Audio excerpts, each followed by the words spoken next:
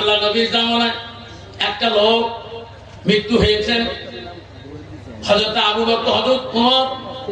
আবু বকর বলে, হুজুর লোকটা মারা গিয়েছে, জানাজা রেখে দেবে।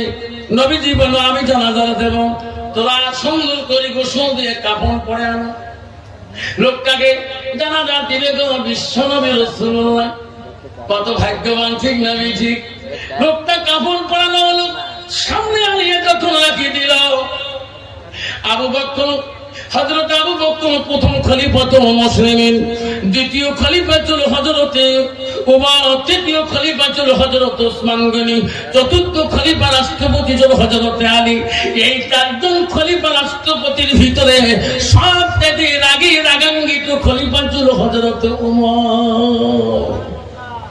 এত রাগ ছিল।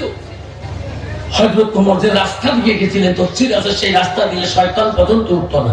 জয়কার সুবহানাল্লাহ। আর আমার মতো নামাজি রাস্তা দিয়ে গেলে শয়তান গাদস্ত থাকে। জয়কার ঠিক না ঠিক? হযরত আবু বকর বলে, রাসূলুল্লাহ লোকটার কাফনের ব্যবস্থা করেছে, আপনি জানাজা দিবেন? করে আমি রেডি যাচ্ছি। আমার নবী চলে গেলেন, চাবাস ভাঙা কাটার হয়ে গেলেন। এমন সময় দেখতে আবু বকর ওই মুর্দার উপরে দুনিয়াতে জানাজার আগে একটা বিষাক্ত সাপ দংশন করতেছে।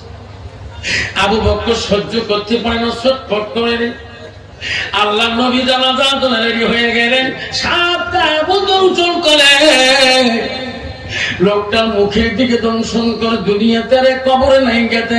আবু বকর আস্তে করে একটা লাঠি দিয়ে তুলিয়ে নিলেন, সাপের জবান খুলিয়ে গেল। রে আবু বকর, আমাকে মারিস না রে, আমাকে মারিস না, আমি সাপ এমনি আসি নাই, আল্লাহ হুকুমে আসিয়েছি। আবু বকর, আমাকে মারলে তোর ক্ষতি হবে না,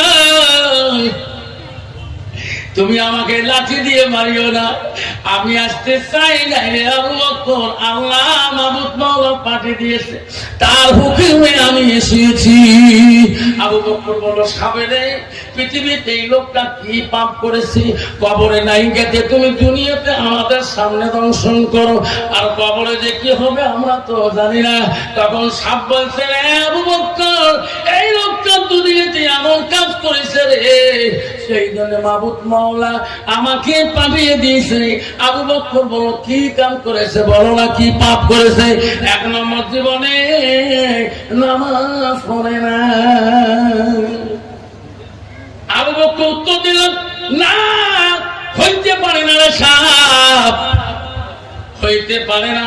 দুনিয়াতে বহুত বেনামাজি কবরে চলে যাবে, চারজনে তুমি কোনো দংশন করতে পারো না।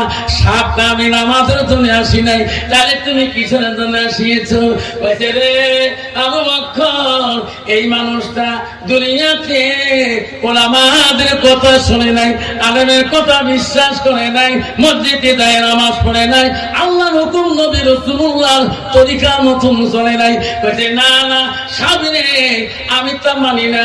এইরকম বহুত মানুষ আল্লাহ নবীর সবাই উলামা কেরামকে মানবে না, কবরে যাবে, কবরে যা হবে আমরা মানি নেব, দুনিয়াতে মানতে পারি না।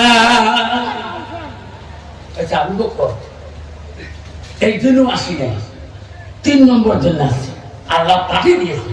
কি এই লোকটা জীবনের যত ইনকাম করেছে রে আবু বকর, এই লোকটা হালাল হারাম বোঝে না, হারাম পান করেছিল, সুদ খেয়েছিল, মদ খেয়েছিল, নেশা পান করেছিল।